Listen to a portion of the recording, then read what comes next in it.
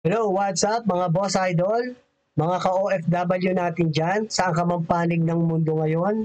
Palagi po kayong mag-ingat. Bidyong panonoorin nating bago mula kay Tony Gonzaga Studio. At maganda yung interview niya rito. Isang fresh, bata, sexy, at magaling umacting din, no? May ipapakita rin naman sa acting yan. Pero, dito siya nasasangkot ngayon sa mga fantasy. Sikat na sikat ngayon to, si Angelica Kang, ng Viva Max Queen, kung tawagin siya, no? Kasi talagang napakarami nga ng moving ginawa dito sa Viva Max at lahat talaga nag-hit, no? Ako naman, hindi masyadong nakakapanood, ano lang. Hindi pa nga ako nakapanood eh. Parang mga trailer lang. Tinitingnan ko lang sino yung mga bagong pumuputok. Kasi ngayon, medyo naririnig ko. Kaya medyo naisipan po natin mga boss idol na gawan po ito ng reaction video, no? So, mahirap kasi kung tayo huhusga na lang sa tao, hindi natin alam kung ano yung mga pinagdadaanan niya. Halina panoorin po natin at sabay-sabay at bigyan natin ito ng komento, reaction at criticism para na sa ganun ayan, makilala po natin siya ng husto pa, no? Ito na po yung si Angelica Kang, interview ni Tony Gonzaga.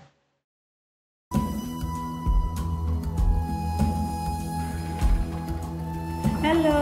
Hi, Miss Tony. Hi! Good afternoon. Hi! Kamusta? Okay naman. Okay naman.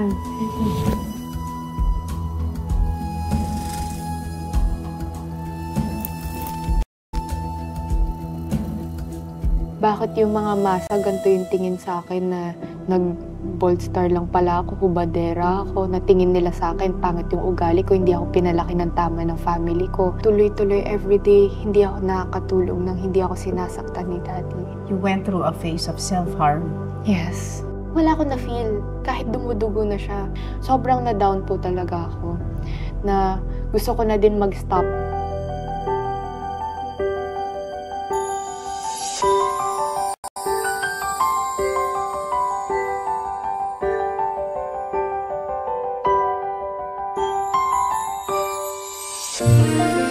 Bago po mag-start, paki-subscribe po yung channel ni Miss Tony Gonzaga. Ito yung Tony Gonzaga Studio. Tony Talks, no? At then, kung kayo naman po napadaan dito sa ating channel at medyo bago po kayo dito, sana makapanood po kayo at kung magustuhan mo po ito, sana makapag-subscribe po kayo at malaking tulong po yun sa ating channel at maraming salamat po.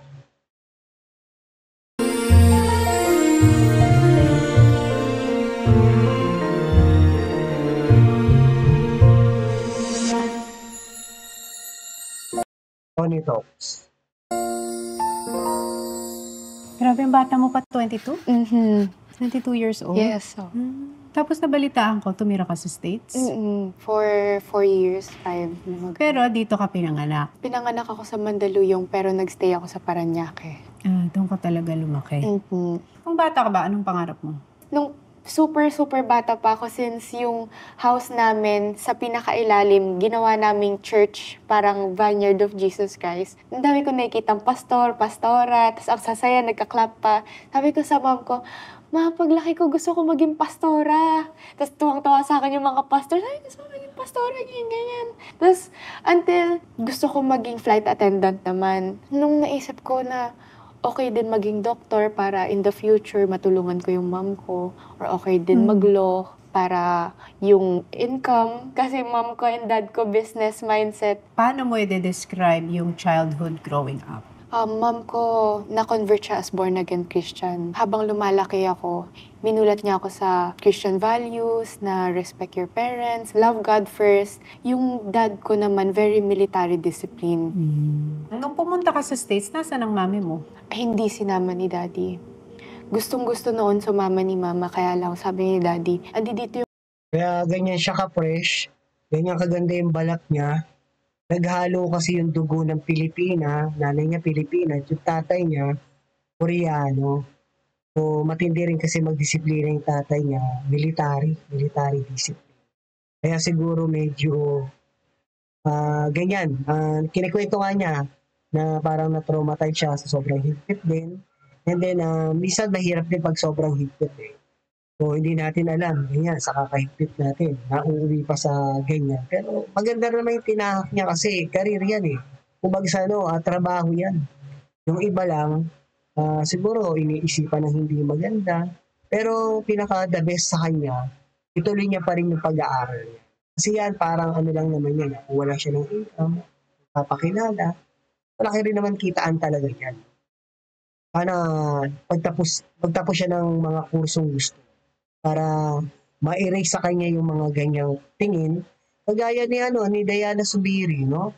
Nagtapos siya ngayon at maganda yung niya at makapag-acting siya. Kagaya nito, magaling din to umacting. Meron siyang talent yung interview niya kay Boy Abunda. Meron silang konting eksena. Makikita mo marunong. Yung work mo, kailangan mo dito yung family mo. Etong mga anak natin, kukunin ko para magandang future nila. Magkaroon daw kami ng blue passport. Nung time na paalis na kami, papunta na kaming airport, hindi sila makahanap ng taxi. Pinakall ng dad ko yung mom ko, humanap ka ng taxi.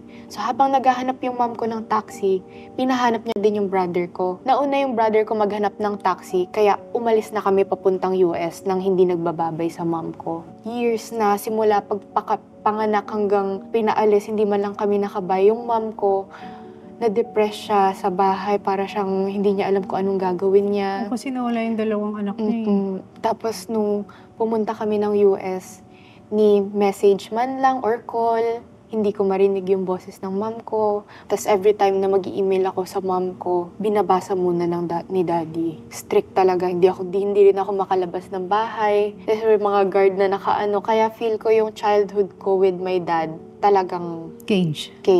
Ang lumalabas ngayon, tingin namin na kinuha na talaga kami ni daddy, tinatry kaming kuhain sa mom ko. Maltreatment na yung ginagawa sa amin ni daddy, na yung way of discipline niya, ganun, na abuse na. Paano mo ma-describe na abuse na yung discipline na ginagawa sa'yo? Nung time na hindi na kinaya ng kuya ko, tumakas siya from US. Hindi ko inamin kay daddy na alam kong tumakas si kuya. Ang ginawa niya, ginudngud niya ako sa hugasan ng plato.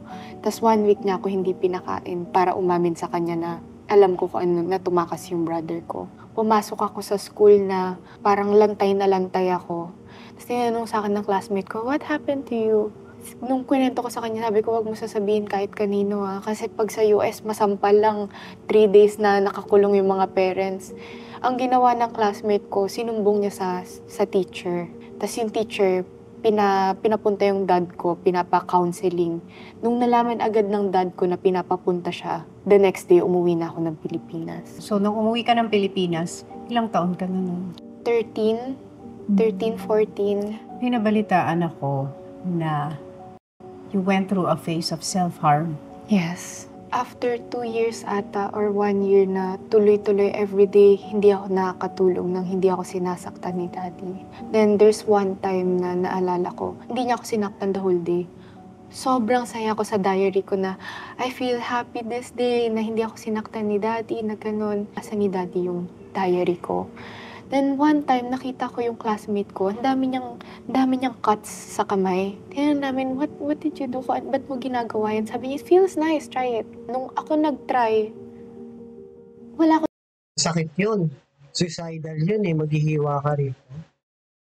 Dapat dun, paghihiwa mo, masakit yun. Siguro baril, mas maganda pa. So, isang beses lang yun. Tsaka, bad yun, no? Pagkagayon. Ako na-feel, kahit dumudugo na siya. Hindi ka. Wala po, wala. Yung Sakit. feeling na akala mo na ilalabas mo yung pain na tinatago mo sa loob, which is an unhealthy way to heal and to express yung mga nararamdaman mo inside. Siyempre, when you're young and you're Therapy talaga. Nung na-trauma siya sa disiplina ng kanyang magulang. Masyadong mahigpit. At sinasaktan siya, abuse physical, no? trying to survive and cope, maghahanap ka ng ibang ways para ma-divert yung pain. Baka sobra na yung pain dito. Opo. Kahit may pain na on the physical, hindi mo pa rin maramdaman siguro nung time na yon. Yes. And umabot din ako sa time na fina-fantasize ko na paano kaya pag kunwari nasa top kami ng building, tapos nakikita ko yung paligid. Normal people would say, wow, ang ganda ng view. Ganyan.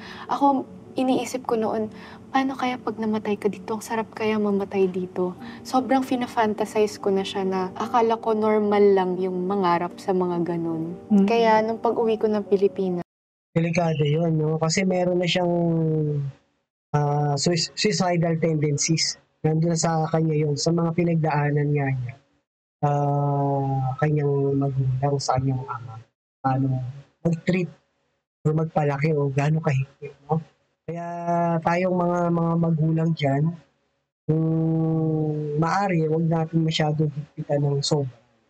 At siguro maganda kausapin in a nice way kasi makikinig naman lalo na yung mga edad na ikinikwento niya, siya siguro mga 11, 10, 11, 12, kasi 13 yan. Umuwi na ng Pilipinas. Kaya, ayun, buti nakauwi siya medyo dito siya sa nanay niya na talagang, ayos yung buhay niya. Medyo, yun nga lang, nandito siya sa showbiz na medyo kailangan palaging kasama niya nanay niya dyan. Kasi medyo adult film yung ginagawa niya. Pwede siyang maabuso talaga kay Jayan. Kaya dapat may nakaban. nung nalaman ng mom ko lahat, pina-therapy niya ako. Anong lumabas sa therapy? Kasi di ba usually, ida-diagnose ka? Severe depression, trauma. Maamoy ko pa lang yung perfume ni daddy. Na-agitated na daw ako. Sabi, dyan si daddy, gumagan-ganan na daw ako noon. Paano ka napasok sa showbiz or dito sa mundo na to? Sobrang addict ko sa anime. Na araw-araw, gabi-gabi, after school, manonood ako ng anime. Nakaka-iPad na ako sa wakas, nakakapag-gadgets na ako, nakakapag-Facebook ako and all. Ay, pwede ba hindi ko?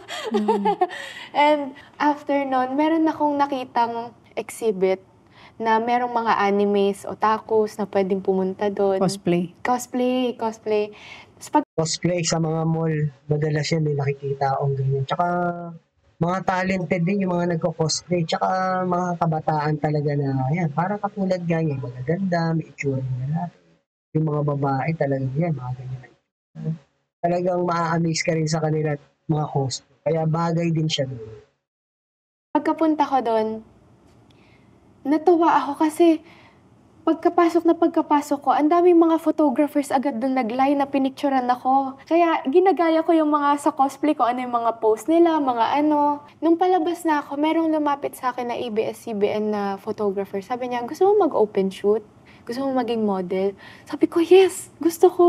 Yan, naiisip ko na, magiging superstar ba ako? Ganyan. Marami pang post ako sa Facebook. Nung pagka-post na sa akin, ang dami nang lumalapit ng mga ramp modeling, nasama na ako sa Hair Asia. Then, 2 years after, yung sa mga friends ko sa mga modeling, kinol niya ako. Gabi yun. Maganda naman talaga kasi, no? Tapos yung edad niya, bata. And then, nakatulong talaga ng malaki yung dugo ng tatay niya na Koreana.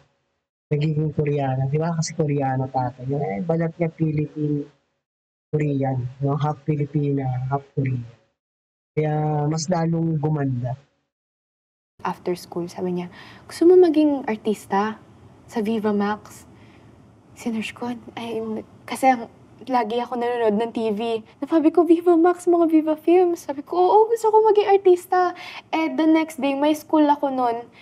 Pero pinush ko pa rin. From Las Piñas to QC, nag-angkas ako para pumunta dun sa manager ko. Unang pasok ko dun, pinakanta niya ako agad. Sabi niya, anong talents mo? Anong mga mo? Marunong ka ba umacting? Iiyak ka dun, hindi pwedeng Dapat hindi ka din mahiyain kasi pagkapasok ko, sobrang nahihiya ako sa lahat. Sabi ko, wala akong talent. Wala akong acting. Kaya nung after nun, kinanta ko yung lagi ko kinakanta kapag naliligo ako. Yung kinanta ko siya, sabi niya, okay, call kita kapag meron ng project. Then after nun, nag-start ako mag-Viva. 2019. 2019 ka lang nag-start. So technically, parang sobrang halos bagong-bago pa lang. Paano mo nagawa yung sexy film? Kasi from being mahiyain to showing skin and doing love scene, paano yun? May nagko-coach ba sa'yo? Tinuruan ka ba? May workshop ba? 2 months before the movie, may workshop siya. Pero hindi siya about hubad or sexy. More on Acting. engaging with your co-actors and co-actresses. Then nung pagkabasa ko, maghuhubad yung character ko. Kinol ko agad yung manager ko. Sabi ko, anong gagawin ko dito? Ganto agad. Kaka 18 years old ko palang, mom ko, pastora. Tapos ano sasabihin ng mga friends ko? Sabi niya, take it as a stepping stone. Kung ipakita mo na hindi ka lang magaling dyan at meron kang passion sa pag-acting mo, kung magaling ka umacting, makikita nila yan. Yun yung the best. Yun yung the best na gawin niya talaga. Ipakita niya yung hindi lang yung sa hubad dahil maganda siya, yung mga inaabangan sa kanya. Pakita niya yung talent niya. So, napanood ko rin to kay Boy Abunda. Nag-acting sila ng konti. Magaling. May potential. At syempre, bago pa lang. At saka medyo malayo mararating, no? Parang, ano sa biri nga, no? Mga sexy nung una, pero nagkaroon din sila ng mga role, kahit sila Jay Manalo, di ba? Mga pa-sexy, pa-macho dancer, no? Pero, nagkaroon siya ng mga award at saka magaling din umacting, Jay Manalo. So, pwede mong gawing stepping stone lang yan, pero mag-focus ka sa acting pagka ginagawa mo yun. Ibig mo hindi ikaw yun, no? Talaga pino-portrait mo lang yung character mo at gawin mo yung the best. Ganun lang. Pwede kang sumikat talaga or mawala dyan sa ganyang mga eksena. Parang si Kim Basinger, di ba? Lumana, no? Pero Playboy Magazine, talaga dapat yun. Dati yun, nagpo-post ng mga nude. Pero kita mo naman, Kim Basinger, ang dami naging movie. At The Getaway. Marami. At dapat pakita niya lang talaga yung talent niya. Acting, tapos kanta, nandyan na yan. Madali na yan eh. No? So, dancing yan. Acting, dancing, singing. Pag meron ka yan, at i-workshop mo lang. Lalaon magiging mamomodulate. At malay mo, dire-diretso na yung projects mo. Kaya yung 2 months na yon, onti lang yung lines ko, pero araw-araw ko siya binabasa, araw-araw ako sumasayaw kasi yung character ko dun may sayaw, kahit di ako marunong sumayaw, gumagano'n lang, nanonood ako ng mga K-pop. Kinol ko din yung mom ko nung shooting na. So, anong sabi ng mami mo? Anong pangalan ng director mo, ng manager mo? Sinong nagpasok sa'yo dyan? Ba't di ka nagsasabi sa akin? Akala ko nag-aaral ka. Sabi ko, ma, kalma ka lang, ganyan. Pero pag nalaman mo next time na meron akong movie na ganito, huwag kang magugulat ha. Ginagawa ko na siya ngayon, no turning back na. Nung una mong panood sa sarili mo, ano naramdaman mo? Nung nakita mo bilang isang mahiyain, Na-cringe ako! May ganun talaga. Hindi ko kaya. Oo. Pero nung after movie, nag-call sa akin yung manager ko. Sabi niya sa akin, sabi ng director, maganda daw yung way mo ng pagsasalita ng script. Kaya may next na movie ka, ikaw naman yung lead. Movie ko daw. Sabi ko, wow, Lord, thank you. Sinabi ko agad sa mom ko. Sabi niya, sexy na naman yan. Ano naman gagawin mo dyan? Takot siya in the sense na makikilala ba ako, magiging sikat ba ako, or magfa-flop ako sa career na gusto ko. Dahil ang gusto kong kunin is doctor or lawyer. Then doon may future ako, baka dito wala akong future. But then nung after ng second movie, So, yun lang naman. Ipon lang din. Medyo mataas din kasi intuition ng doctor tsaka lawyer. No? So, gawin mo lang muna yan. Pwede naman medyo pag umu-okay ang career mo, pwede mag-aral ka ng 4 years. Diba? And balik ka uli. Kaya may kukuha rin sa'yo. Ganun lang yun. Dapat ganun ang gawin niyo. Importante pa rin yung nag-aaral. Tapusin niyo yung gusto niyang course. Lalo na kung maging abogado ko, no? Kaya doctor. Parang na lang yan, sideline na lang yung pagiging artist.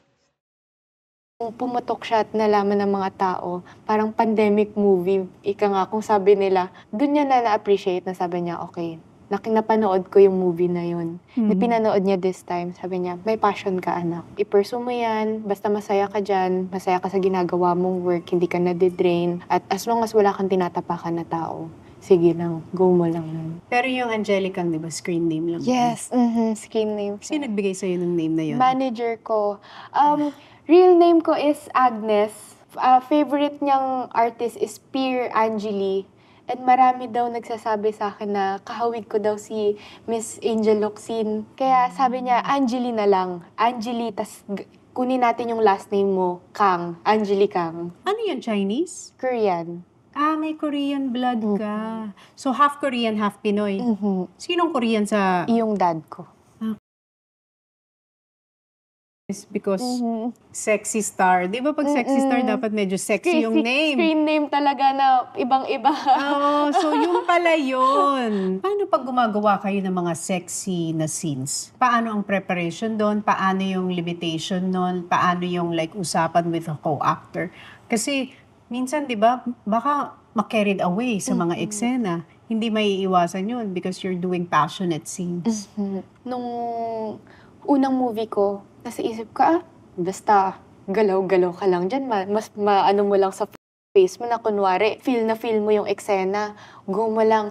But right now na medyo nag-widen yung understanding ko sa pag-acting and patagal ng patagal dun ko na-realize na nakaka-drain talaga siya. Nakaka-drain na maghubad ka. But still, kahit may plaster, kahit man minsan may double, yung point of view pa lang na while doing it, kailangan mentally prepared ka na yung co-actor mo, comfortable kayo sa isa't isa, and minsan nasistress din yung mga partners mo na kasi yung restriction, minsan bawal hawakan sa dibdib or hanggang bewang lang or dito lang. May time ba na you felt na taken advantage ka? Yeah. Natural, meron yan, no? Lalo na't ganito, bata. So, isipin ng mga co-actor niya, lalo nga kumikida. Hindi basta ito react ng yung konfrontasyon ay papahiyain. Malamang ganon. No? Pero kung medyo may tamang edad yung co-actor niya, mahiya. Pero pag ganitong nakikita bata, kasi that time na gumagawa siya, pero sabi niya later na lang, no? Siguro mga ganyang edad. 20, ganyan, 21, pero bata pa rin yun, kaya nagtitake advantage. Lalo na't ganyan, no, kaganda. Kaya lang kung ako yung co-actor nito, nakakahiya mag-take advantage. Kasi mararamdaman ng artista. Yes, a lot. Lalo na mga last movies ko. Kasi di ba, makikarried away kasi intense yung eksena yung ginagawa. Minsan mawawala na sa sarili because it's very physical. May times na habang naka-plaster, natatanggal yung plaster kasi tumitigas. Ibig sabihin, nagtitake advantage yan. Kasi dapat hindi. Kasi may mga tao, may mga cameraman at director at yung mga ibang staff, no? Pero matindi yung co-actor nito, talagang nag-take advantage at talagang tinamaan, tinablan. Tapos bago pa mag-take yung direct, hinahalikan na ako. After mag-take, hinahalikan pa rin ako. So, anong gagawin mo? Ako, nasa isip ko, basta one take, go mo na. Yun yung mas maganda dyan. Meron siya talagang kasama dyan na, yun nga, mas maganda yung parents niya, yung nanay niya. Para na sa ganun, hindi siya maabuso. Diba? Kasi parang lumalabas, namomolesya siya dyan. Lalo na pag walang bantay na kamag-anak. Ganun talaga mangyayari.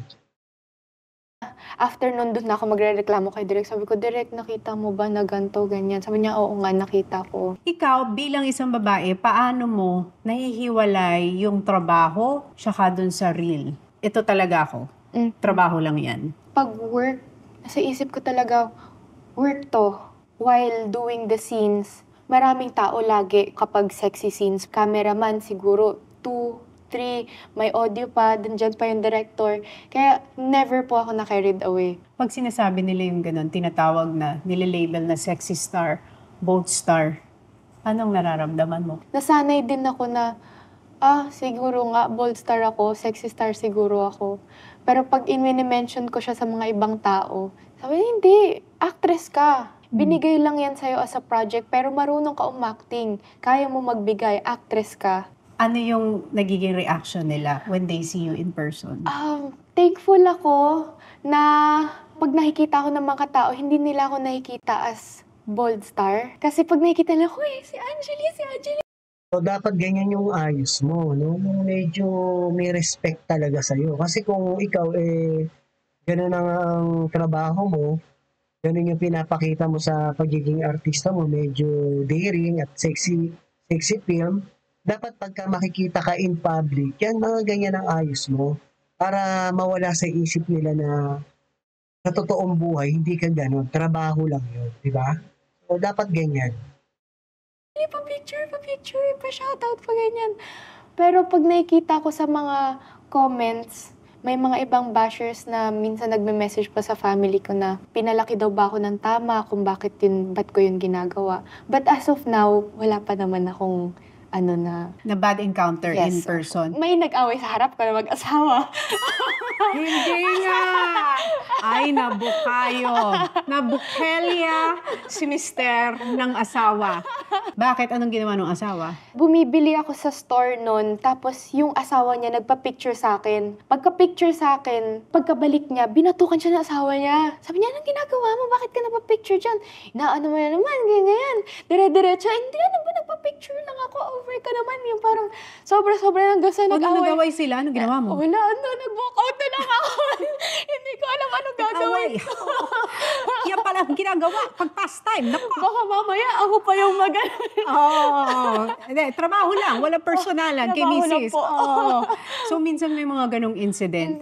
So, paano mo hinahandle yung online comments? Nung first, sad na sad ako na sabi ng mga tao sa industry, ganito yan. It's a form of art. It's a craft. Like music, doing it. Bakit yung mga masa, ganito yung tingin sa akin na nag-bold star lang pala ako, hubadera ako, na tingin nila sa akin, pangit yung ugali ko, hindi ako pinalaki ng tama ng family ko.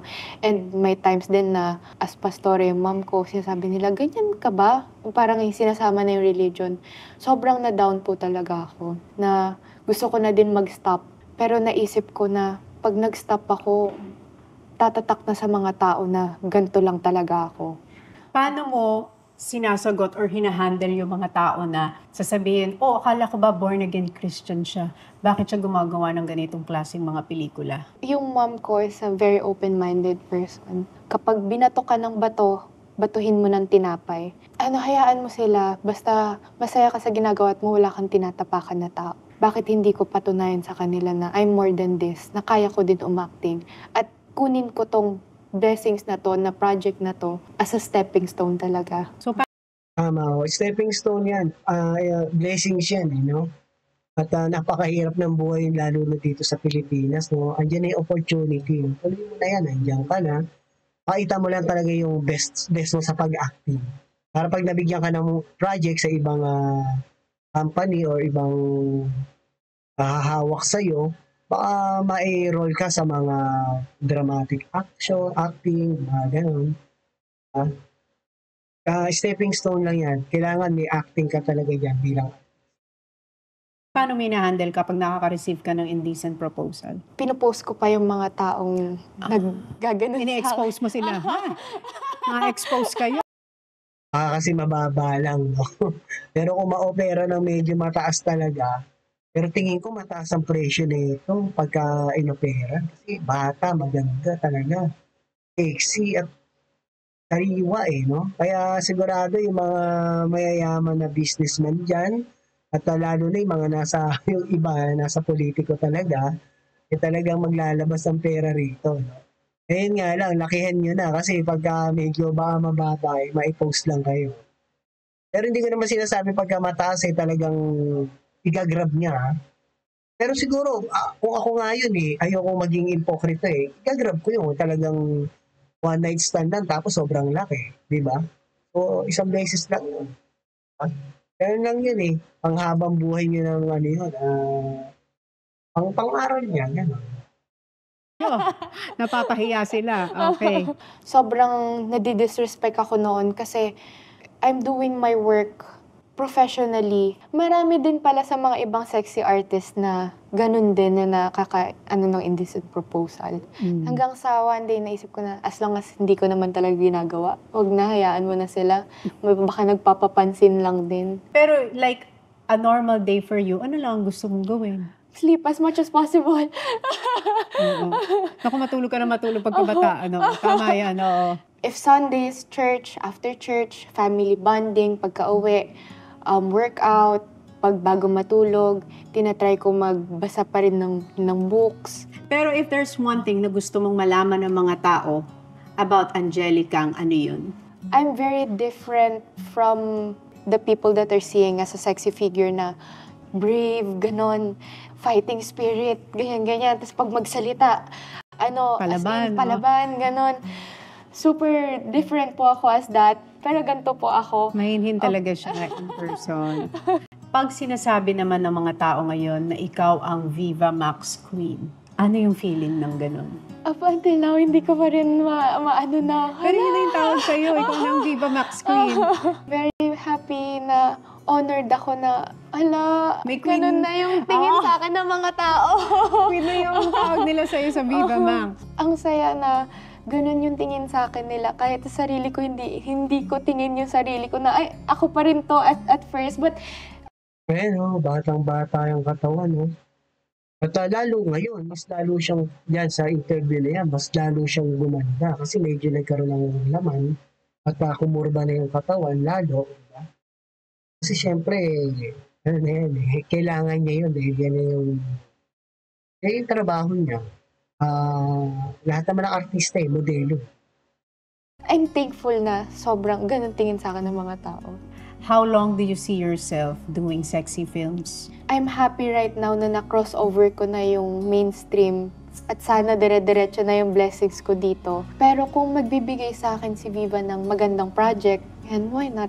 Why not pa rin? It's still a blessing. Pag sinabi nila yung Angelicang na name, ano yung gusto mong maisip ng mga tao sa'yo? A person who never gives up, and etong pagsisexy ko, tingin nila pag nagsisexy is ganun lang. I'm more than that. I'm not just a body but a brain too. Oo nga, meron nga to. Tsaka na ano ko yung mag-acting. Marunong. Pero dagdagan niya pa yung talent niya. Like singing, madali na yun eh. Meron naman diyang workshop, di ba? Na pag kumanta ka na ng kumanta, tayo nga na sa karaoke. Paganda na agos, namomodulate. Yung dancing at saka acting. Pero mas focus siya sa acting. Kasi kung sa mga dancing, madali na rin yung pagka inaral. Acting talaga, yun ang doon siya mag-focus. Kasi yung ganda, sexy, ganda ng balat, andyan na, nasa kanya. So, blessings talaga tong bata na. Ayun, hanggang dito na lang muna po, madlang netizen, mga boss idol, at mga OFW natin dyan, no? Hanggang sa muli po, ito po si Tio Paeng ang nagsasabing, life is short, be happy, and world peace.